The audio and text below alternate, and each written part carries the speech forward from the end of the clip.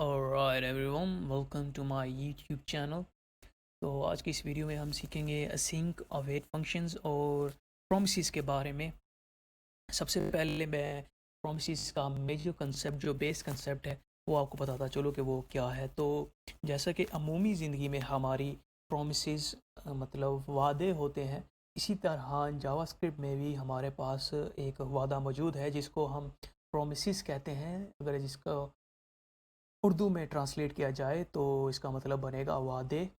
तो इन प्रोमिसेस का concept major क्या है वो मैं आपको बताता चलूँ कि जैसा कि हकीकी ज़िंदगी में एक वादे के दो रुख होते हैं, या तो वो वादा मुकम्मल होता है या वो वादा मुकम्मल नहीं हो पाता।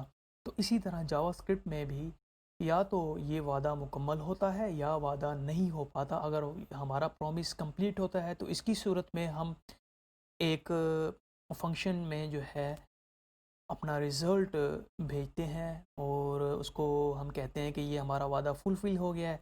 अगर वो फुलफ़िल नहीं होता तो हम जो है एक एरर मैसेज जो है उसको रिटर्न करते हैं, या हम जो है उसको रिजेक्ट करते हैं और फिर बाद में जो है हम उसको कैच करते हैं। जैसा कि अब मैं आपको दिखाने वाला हूँ कि एक वेरिएबल बनाएंगे कॉन्स्ट और उस वेरिएबल को नाम देंगे प्रॉमिस, और फिर मैं एक ऑब्जेक्ट बनाऊंगा न्यू प्रॉमिस। जैसा कि मैंने बताया वो दो ऑब्जेक्ट्स लेगा या दो पैरामीटर्स लेगा, या तो उनमें से एक फुलफ़िल होगा या उनमें से एक जो है रिजेक्ट किया जाएगा। मतलब या वो कंप्लीट होगा या वो कंप्लीट नहीं होगा, क्योंकि रियल लाइफ में भी एक वादे की दो सूरत हाल होती हैं।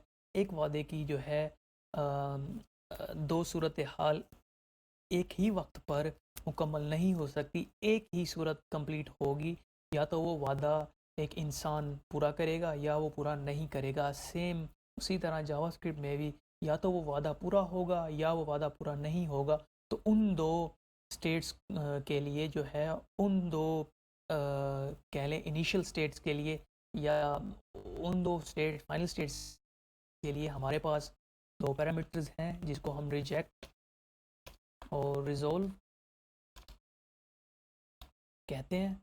ओके, तो ये रिजेक्ट और रिजोल्व आएंगे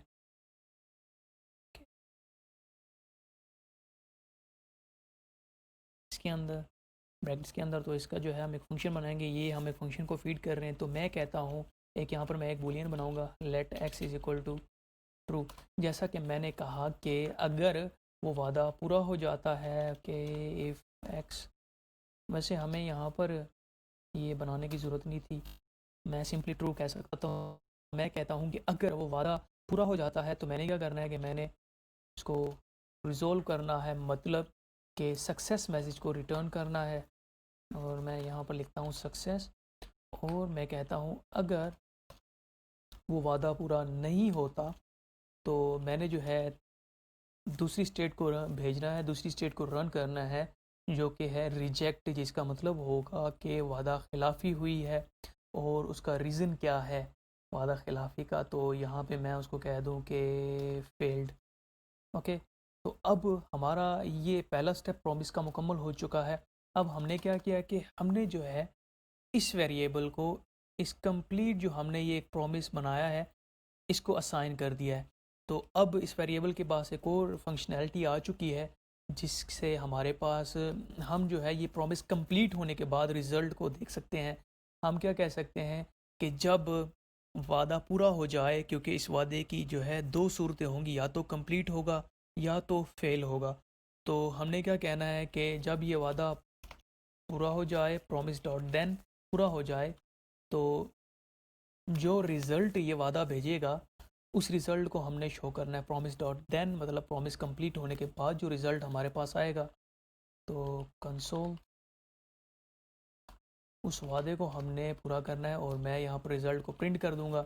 अच्छा, ये जो हमारे पास आया है ना प्रॉमिस डॉट देन, तो हमने जो है एक रिज़ल्ट को शो कराया है।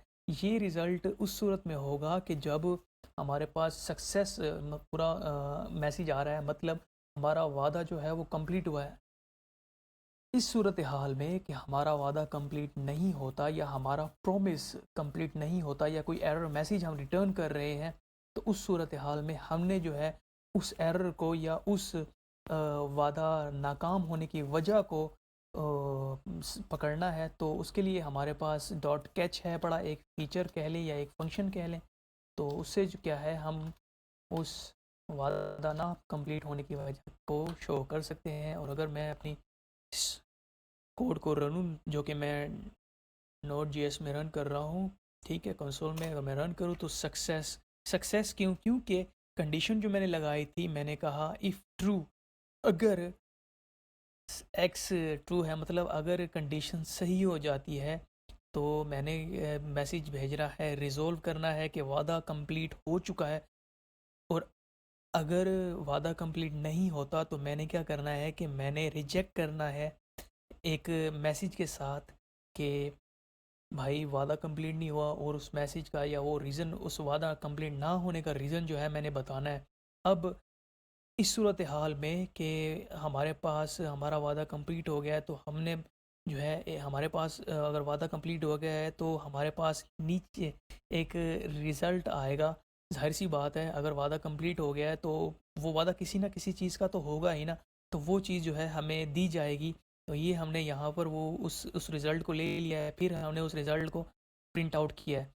और अगर अल्लाह ना करे वो वादा जो है कंप्लीट नहीं होता और हमारे पास एरर आ जाता है, तो उस सूरत हाल में हमने उस एरर को जो है कैच किया है और उसके जो है हमने उसको शो कर दिया है। तो इस तरह से जो है हम प्रोमिस को यूज़ कर सकते हैं। नॉर्मली अब मैं आपको बताता हूँ कि प्रोमिस आप किधर यूज़ करते हैं। तो कुछ ऐसे सिनेरियोज़ आ जाते हैं कि कहीं आपने जो है डाटा फेच करना होता है किसी सेकंड होस्ट से या किसी वेबसाइट से। फ़र्ज़ क्या किया, कहीं से जो है आपने आपने अपनी एपीआई बनाई है, तो फ्रंट एंड पे जो है आप डाटा को फेच कर रहे हैं। तो डाटा पे डिपेंड करता है, डाटा जो है वो कितना लार्ज है, तो उसके लिहाज से आपको वेट करना पड़ सकता है। तो जावास्क्रिप्ट जो है वो नॉन ब्लॉकिंग है, तो वो किसी का वेट नहीं करती। तो आपको जो है वेट करना पड़ेगा, अपने कोड को जो है अपने प्रोसेस को थोड़ा सा वेट कराना पड़ेगा, ताकि आप डाटा फेच कर सके और फिर जो है डाटा को फीड करके यूज़र को उसकी प्रोफाइल दिखा सकें। अगर आप इसको उसको यूज़र को खाली प्रोफाइल दिखाएंगे, तो ये एक जो है अच्छा यूज़र एक्सपीरियंस नहीं होगा। तो इस सूरत हाल में हम क्या करते हैं कि हम डाटा फेच करते हैं इस जगह पे, और हम कहते हैं कि अगर डाटा आ गया है तो रिज़ोल्व कर दो, उस डाटा को जो है भेज दो रिज़ोल्व करके, ओके करके। तो अगर इन केस के उस होस्ट में कोई एरर आ गया है या वो डाटा अवेलेबल नहीं है, तो हम जो है रिजेक्ट कर देते हैं एरर मैसेज के साथ। तो फिर जो है बाद में प्रॉमिस डॉट देन में जो रिज़ल्ट हमारे पास आया होता है, वो जो डाटा आया होता है, उसके साथ आप यहाँ पर कुछ भी कर सकते हैं। आप उस डाटा को जो है यहाँ पर यूज़र की प्रोफाइल को फीड कर सकते हैं। अगर इन केस के वो डाटा नहीं आया या कोई सर्वर में मसला आ गया है, तो फिर आप जो है यहाँ पर एरर मैसेज को जो है शो करा सकते हैं या यूज़र को शो करा सकते हैं या अपने लिए आप रख सकते हैं। तो ये था हमारा प्रोमिसेस। अब हम देखेंगे असिंक अवेट। तो बेसिकली असिंक अवेट जो है ये ज़्यादा रिकमेंडेड है, और असिंक अवेट जो है ये ज़्यादा प्रेफरेबल है। उसकी वजह ये है कि नॉर्मली जो है प्रोमिसेस में क्या होता है कि आप को डाटा जो है वो देन के अंदर मिलता है। तो होगा क्या कि डॉट देन, क्या आ रहा है यार, ओके, डॉट देन, ठीक है। तो फिर आपके पास जो है, अब आप इसी जगह पे जो है डाटा को फीड कर सकते हैं। अब फिर आपके पास क्या होगा, डॉट देन एक और। तो यहाँ पर जो बात समझाने की है वो ये है कि आपका डाटा जो है वो देन के अंदर ही फंसा रह जाएगा। तो आपको अगर आप जो है ऐसा नहीं करना चाहिए कि आप इन्फिनाइट नहीं तो कुछ जो है नेस्टेड देन में फंसे हुए हों। तो नॉर्मली जो है इस हालत में डाटा को बाहर निकालना बहुत मुश्किल हो जाएगा। तो अब एसिंक का वेट जो है इस सूरत को कैसे सही करते हैं। नॉर्मली हम जो है एक वेरिएबल बनाते हैं जैसा कि हमने पहले बनाया। तो इस वेरिएबल में हम क्या करेंगे कि एक वेरिएबल बनाएंगे और इसको मैं कहता हूँ डाटा, आप कुछ भी नाम से दे सकते हैं, और सिंपली जो है मैं लिखूँगा एसिंक और फंक्शन।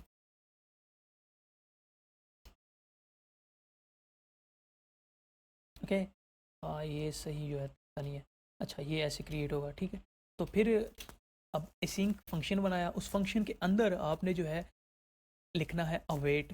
अवेट किससे पहले लिखना है? उस फंक्शन से पहले या उस प्रोसेस से पहले जिसको टाइम लग सकता है कंप्लीट होने में।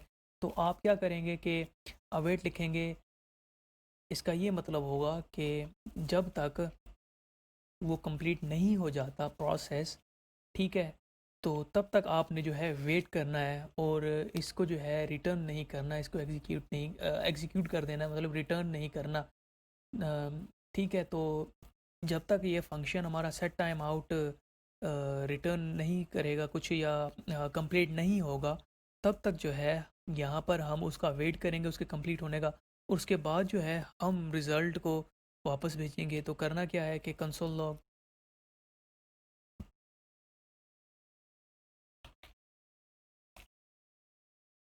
ठीक है, यहाँ पर मैंने लिख लिया है कंप्लीटेड। अब सिंपली आपको शो करने के लिए मैं यहाँ पर एक के लोडिंग, ठीक है, उसके बाद जो है मैं इस फंक्शन को कॉल करूँगा। अगर मैं इसको रन करके देखूँ, लोडिंग कंप्लीटेड, तो हुआ क्या है कि जो सेम रिज़ल्ट हम उधर से उससे ले रहे थे प्रोमिस से, तो वही रिज़ल्ट जो है वो हमारे पास एसिंक फंक्शन से आ गया है। लेकिन एसिंक फंक्शन कैसे बैठ रहा है कि हम डायरेक्टली जो है डाटा एक्सेस कर रहे हैं, हमें देन में जो है घुसने की ज़रूरत नहीं है। तो अब मैं एक बार फिर इसको बताता चलूँ कि सबसे पहले जो है हमने फंक्शन से पहले लिखना है असिंक, तो उसके बाद हमने फंक्शन बनाना है, और फिर कोई भी प्रोसेस, फ़र्ज़ किया यहाँ पर कोई जो है आप एपीआई से डाटा फेच कर रहे हैं, तो आपने उससे पहले जो है उस फंक्शन से पहले जहाँ आप एपीआई से डाटा फेच कर रहे हैं अवेट लिखना है। तो होगा क्या कि जब तक वो डाटा कंप्लीट नहीं हो जाता आपके पास आना, मतलब वो डाटा कंप्लीट आपके पास नहीं आ जाता, तब तक जो है आप वेट करेंगे, और जैसे ही डाटा आपके पास आता है तो आप उस डाटा को फीड कर देंगे, ठीक है। तो इस तरह से जो है हमारे पास एसिंक अवेट काम करते हैं। तो नॉर्मली ये जो है बिल्कुल एब्सोल्यूट बिगिनर्स के लिए था, जिनको बिल्कुल भी नहीं पता कि एसिंक अवेट और प्रोमिसेस क्या होते हैं। लेकिन अगर आप इंटरमीडिएट लेवल पर हैं तो भी ये आपके लिए एक रिफ़्रेशर होगा। तो आज के लिए सिर्फ इतना, इंशाल्लाह मिलेंगे अगली वीडियो में, तब तक के लिए अल्लाह हाफ़िज़।